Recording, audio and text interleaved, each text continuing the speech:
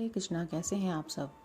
मेरे YouTube channel में आपका स्वागत है। सप्तम स्कंद 7वां अध्याय प्रहलाद जी द्वारा माता के गर्भ में प्राप्त हुए नारद जी के उपदेश का वर्णन। नारद जी कहते हैं, युधिष्ठिर, जब दैत्य बालकों ने इस प्रकार प्रश्न किया तब भगवान के परम प्रेमी भक्त प्रहलाद जी को मेरी बात का स्मरण हो आया। कुछ मुस्कुराते हुए उन्होंने उनसे कहा। प्रहलाद जी ने कहा, जब हमारे पिताजी तपस्या करने के लिए मंदराचल पर चले गए तब इंद्रादि देवताओं ने दानवों से युद्ध करने का बहुत बड़ा उद्योग किया। वे इस प्रकार कहने लगे कि जैसे चींटियां सांप को चाट जाती हैं, वैसे ही लोगों को सताने वाली पापी हिरण्यकशिपु को उसका पाप ही खा गया। जब दैत्य सेनापतियों को देवताओं की भारी तैयारी का पता चला तब उनका साहस जाता रहा। वे उनका सामना नहीं कर सके। मार खाकर स्त्री, पुत्र, मित्र, गुरुजन, महल, पशु और साज सामान की कुछ भी चिंता न करके वे अपने प्राण बचाने के लिए बड़ी जल्दी में सबके सब इधर उधर भाग गए। अपनी जीत चाहने वाले देवताओं ने राजमहल में लूट खसोट मचा दी। यहाँ तक कि इंद्र ने राजरानी मेरी माता कयाधु को भी बंदी बना लिया। मेरी माँ भय से घबराकर कुर्री पक्षी की भांति रो रही थी और इंद्र उसे बलात् लिए जा रहे थे।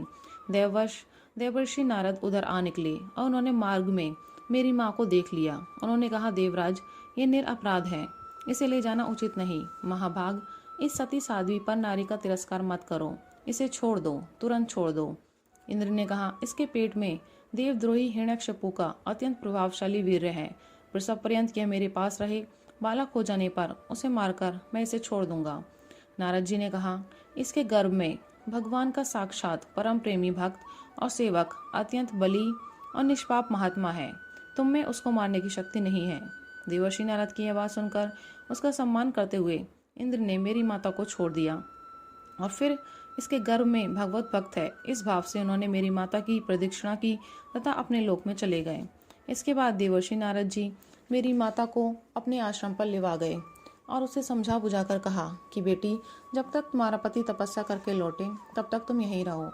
जो आज्ञा कहकर वह निर्भयता से देवर्षि नारद के आश्रम पर ही रहने लगी और तब तक रही जब तक मेरे पिता घोर तपस्या से लौटकर नहीं आए। मेरी गर्भवती माता मुझ गर्भस्थ शिशु की मंगल कामना से और इच्छित समय पर अर्थात मेरे पिता के लौटने के बाद संतान उत्पन्न करने की कामना से बड़े प्रेम तथा भक्ति के साथ नारद जी की सेवा शुश्रूषा करती रही। देवर्षि नारद जी बड़े दयालु और सर्वसमर्थ हैं। उन्होंने मेरी माँ को भागवत धर्म का रहस्य और विशुद्ध ज्ञान दोनों का उपदेश किया। उपदेश करते समय उनकी दृष्टि मुझ पर भी थी। बहुत समय बीत जाने के कारण और स्त्री होने के कारण भी मेरी माता को तो अब उस ज्ञान की स्मृति नहीं रही, परंतु देवर्षि की विशेष कृपा होने के कारण मुझे उसकी विस्मृति नहीं हुई। यदि तुम लोग मेरी इस बात पर श्रद्धा करो तो तुम्हें भी वह ज्ञान हो सकता है, क्योंकि श्रद्धा से स्त्री और बालकों की बुद्धि भी मेरे ही समान शुद्ध हो सकती है। जैसे ईश्वर मूर्ति काल की प्रेरणा से वृक्षों के फल लगते, ठहरते, बढ़ते, पकते, क्षीण होते और नष्ट हो जाते हैं, वैसे ही जन्म, अस्तित्व की अनुभूति, वृद्धि, परिणाम, क्षय और विनाश, ये 6 भाव विकार शरीर में ही देखे जाते हैं। आत्मा से इनका कोई संबंध नहीं है। आत्मा नित्य, अविनाशी, शुद्ध, एक, क्षेत्रज्ञ, आश्रय, निर्विकार, स्वयं प्रकाश, सबका कारण, व्यापक, असंग तथा आवरण रहित है। ये 12 आत्मा के उत्कृष्ट लक्षण हैं। इनके द्वारा आत्म तत्व को जानने वाले पुरुष को चाहिए कि शरीर आदि में अज्ञान के कारण जो मैं और मेरे का झूठा भाव हो रहा है उसे छोड़ दे।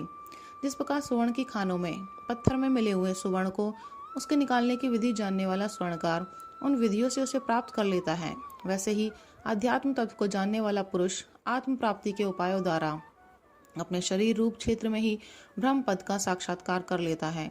आचार्यों ने मूल प्रकृति, महतत्व, अहंकार और पंच तन्मात्राएं, इन 8 तत्वों को प्रकृति बतलाया है। उनके 3 गुण हैं, सत्व, रज और तम, तथा उनके विकार हैं 16, 10 इंद्रिया, 1 मन और 5 महाभूत।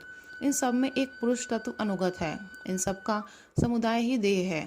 यह 2 प्रकार का है, स्थावर और जंगम। इसी में अंतकरण, इंद्रिय आदि अनात्म वस्तुओं का यह आत्मा नहीं है, इस प्रकार बात करते हुए आत्मा को ढूंढना चाहिए। आत्मा सब में अनुगत है, परंतु है वह सबसे पृथक। इस प्रकार शुद्ध बुद्धि से धीरे धीरे संसार की उत्पत्ति, स्थिति और उसके प्रलय पर विचार करना चाहिए। उतावली नहीं करनी चाहिए। जागृत, स्वप्न और सुषुप्ति, ये तीनों बुद्धि की वृत्तियां हैं। इन वृत्तियों का जिसके द्वारा अनुभव होता है वही सबसे अतीत, सबका साक्षी परमात्मा है। जैसे गंध से उसके आश्रय वायु का ज्ञान होता है, वैसे ही बुद्धि की इन कर्मजन्य एवं बदलने वाली तीनों अवस्थाओं के द्वारा इनमें साक्षी रूप से अनुगत आत्मा को जाने। गुणों और कर्मों के कारण होने वाला जन्म मृत्यु का यह चक्र आत्मा को शरीर और प्रकृति से पृथक न करने के कारण ही है। यह अज्ञान मूलक एवं मिथ्या है, फिर भी स्वप्न के समान जीव को इसकी प्रतीति हो रही है। इसलिए तुम लोगों को सबसे पहले इन गुणों के अनुसार होने वाले कर्मों का बीज ही नष्ट कर देना चाहिए। इससे बुद्धि वृत्तियों का प्रवाह निर्वृत्त हो जाता है। इसी को दूसरे शब्दों में योग या परमात्मा से मिलन कहते हैं। यूँ तो इन त्रिगुणात्मक कर्मों की जड़ उखाड़ फेंकने के लिए अथवा बुद्धि वृत्तियों का प्रवाह बंद कर देने के लिए सहस्त्रों साधन हैं, परंतु जिस उपाय से और जैसे सर्वशक्तिमान भगवान में स्वाभाविक निष्काम प्रेम हो जाए, वही उपाय सर्वश्रेष्ठ है। यह बात स्वयं भगवान ने कही है।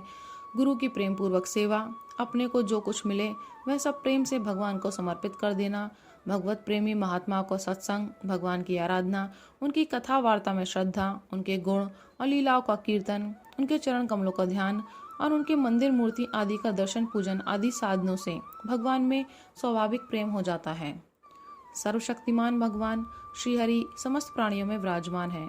ऐसी भावना से यथाशक्ति सभी प्राणियों की इच्छा पूर्ण करें और हृदय से उनका सम्मान करें। काम, क्रोध, लोभ, मोह, मद और मत्सर, इन 6 शस्त्रों पर विजय प्राप्त करके जो लोग इस प्रकार भगवान की साधन भक्ति का अनुष्ठान करते हैं, उन्हें उस भक्ति के द्वारा भगवान श्री कृष्ण के चरणों में अनन्य प्रेम की प्राप्ति हो जाती है। जब भगवान के लीला शरीरों से किए हुए अद्भुत पराक्रम, उनके अनुपम गुण और चरित्रों को श्रवण करके अत्यंत आनंद के उद्रेक से मनुष्य का रोम रोम खिल उठता है, आंसुओं के मारे कंठ गदगद हो जाता है और वह संकोच छोड़कर जोर जोर से गाने चिल्लाने और नाचने लगता है। जिस समय वह गृहस्थ पागल की तरह कभी हंसता है, कभी करुण क्रंदन करने लगता है, कभी ध्यान करता है, तो कभी भगवत भाव से लोगों की वंदना करने लगता है। जब वह भगवान में ही तन्मय हो जाता है, बार बार लंबी सांस खींचता है और संकोच छोड़कर हरे जगतपति नारायण कहकर पुकारने लगता है, तब भक्ति योग के महान प्रभाव से उसके सारे बंधन कट जाते हैं और भगवत भाव की ही भावना करते करते उसका हृदय भी तदाकार भगवान में हो जाता है। उस समय उसके जन्म मृत्यु के बीजों का खजाना ही जल जाता है और वह पुरुष श्री भगवान को प्राप्त कर लेता है। इस अशुभ संसार के दलदल में फंसकर अशुभ में हो जाने वाले जीव के लिए भगवान की यह प्राप्ति संसार के चक्कर को मिटा देने वाली है।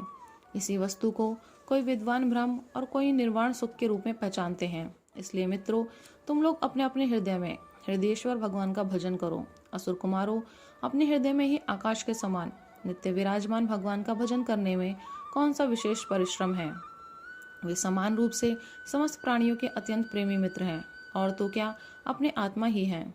उनको छोड़कर भोग सामग्री इकट्ठी करने के लिए भटकना राम राम कितनी मूर्खता है। अरे भाई, धन, स्त्री, पशु, पुत्र, पुत्री, महल, पृथ्वी, हाथी, खजाना और भांति भांति की विभूतियां और तो क्या संसार का समस्त धन तथा भोग सामग्रियां इस क्षणभंगुर मनुष्य को क्या सुख दे सकती हैं। वे स्वयं ही क्षणभंगुर हैं।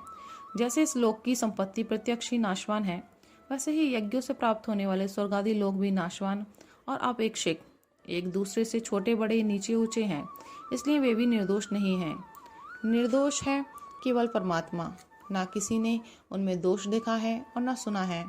अतः परमात्मा की प्राप्ति के लिए अनन्य भक्ति से उन्हीं परमेश्वर का भजन करना चाहिए। इसके सिवा अपने को बड़ा विद्वान मानने वाला पुरुष इस लोक में जिस उद्देश्य से बार बार बहुत से कर्म करता है, उस उद्देश्य की प्राप्ति तो दूर रही, उल्टा उसे उसके विपरीत ही फल मिलता है और निसंदेह मिलता है। कर्म में प्रवृत्त होने के 2 ही उद्देश्य होते हैं, सुख पाना और दुख से छूटना। परंतु जो पहले कामना न होने के कारण सुख में निमग्न रहता था, उसे ही अब कामना के कारण यहाँ सदा सर्वदा दुख ही भोगना पड़ता है।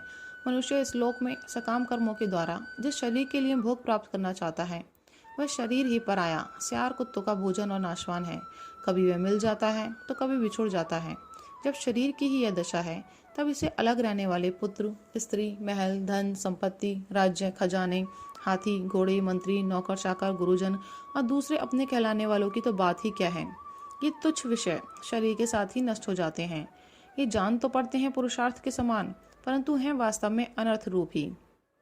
आत्मा स्वयं ही अनंत आनंद का महान समुद्र है। उसके लिए इन वस्तुओं की क्या आवश्यकता है।